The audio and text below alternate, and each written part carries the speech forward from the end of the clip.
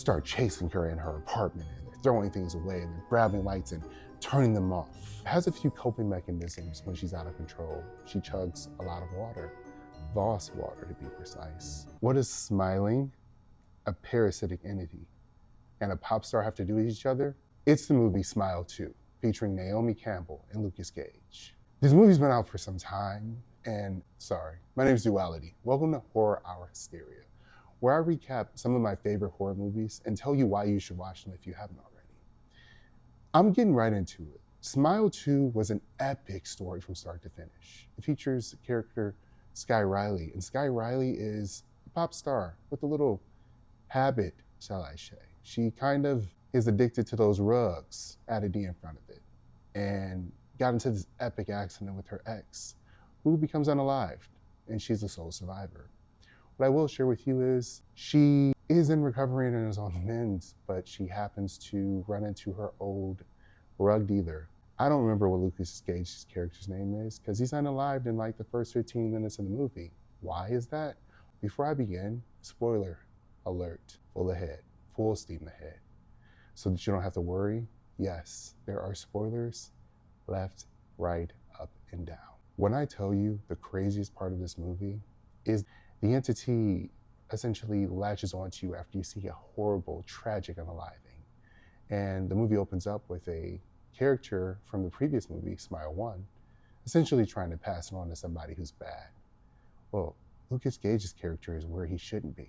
And the entity attaches to him after he sees a tragic craziness. Now, in the first one, you saw some thrills and scares, but this one you really get to see the perspective. And psychologically, it is messing with Sky Riley's mind. And again, Sky Riley is a pop star. She just was on the Drew Barrymore show, talking to Drew about her epic comeback. She has a few coping mechanisms when she's out of control. She chugs a lot of water, Voss water to be precise. That Voss water was great product placement. Left, right, up, down, and in between, it was there.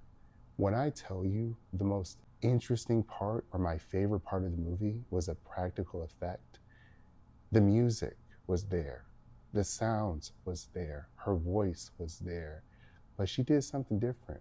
The reason why she went to go see that rug dealer is because she had back pain from her accident, and she was trying to do this lovely dance, and guess what happens? Messes up her back. So she goes to see that rug dealer. He passes the entity to her, hitting himself in the face with a 45-pound plate. Yeah, the gym material type, multiple times. That's when the entity latches on to Sky Riley, and then it's in. She starts seeing, hearing things. The scene that I was talking about, it's a scene where essentially her backup dancers are clawing at her body. As she moves to the left, they move to the left. As she moves to the right, they move to the right. And it is epic. And I mean, they start chasing her in her apartment, and they're throwing things away, and they're grabbing lights and turning them off like that, but mainly breaking them. I'm not gonna break my stuff because I'm an adult and I'd have to pay for more. But when I tell you, she thinks she's in control. She talks to this nurse, is like, hey, it's like a parasite. If we don't give it the ability to breathe, it will be uninstalled and unalived. Well, she goes through a lot of trials and tribulations. There was Granny. Do you know who Granny is? I don't know who Granny is. The entity messes with you, and it makes you think you see what you saw, but you have not saw it. She thought she unalived her mother. Yeah, that happened. She didn't.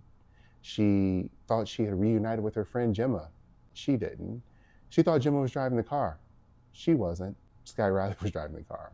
And there was a whole bunch of confusion because she's in the hospital and they're like, she's massively dehydrated. But again, guys, she was drinking those Voss waters. So how is she massively dehydrated? The entity was messing with Sky Riley this whole time. So there were parts in the movie that made me wonder, like, is this actually happening? Is it in her head? Is this entity powerful enough to turn her into something that she shouldn't be? Is she really in control? Because in the first movie, the young lady did not survive.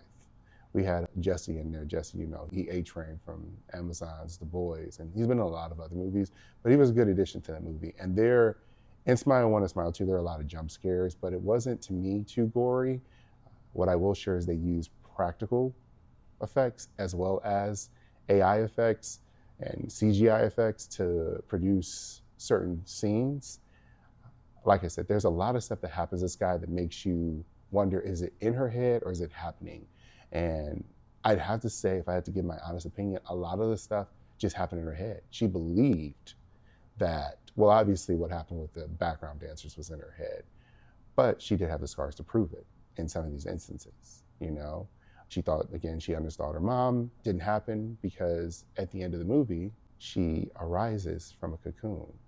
And the cocoon, you see all the people cheering her on stage, and she uninstalls her own self and continuously hits her head until boom. And when I tell you the scene was ecstatically, the scene was uniquely filmed, because what happened was, you don't see Sky do anything. You just see her at the end with the microphone coming out of her head.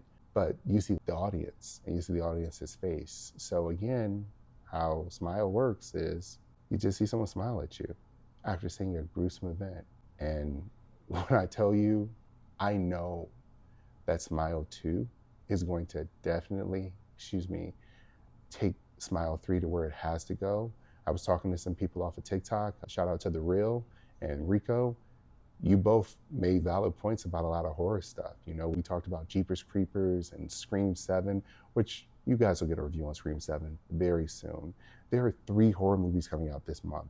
I feel like they wanted to make it great. Now, what I would have did is release them on Friday the 13th, but that's just me, you know. But we got Scream 7, we got Ready or Not Part 2. I gotta get Baby to watch. That movie is epic. And shout out to Samara. And then finally, we have another movie, They Will Unalive You. And you know, replace the unalive with the K word, but moderation, I gotta be careful what I say, because I wanna go far in life. And yeah, I will tell you that Smile 2 is a movie that if it is on a streaming service and you're looking for something to do or you're bored, that's what Horror Hour Hysteria is.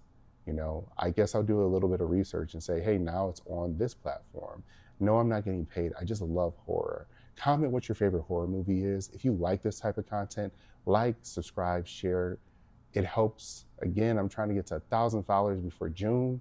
Help your boy out. But this has been Duality with Horror Hour Hysteria. If you're listening for the podcast, please check out the YouTube. Just subscribe. It doesn't hurt to subscribe. You'll get to see the visual effects.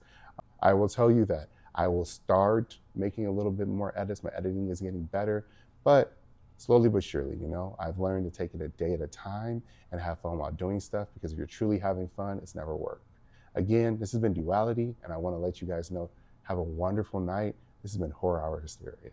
Peace.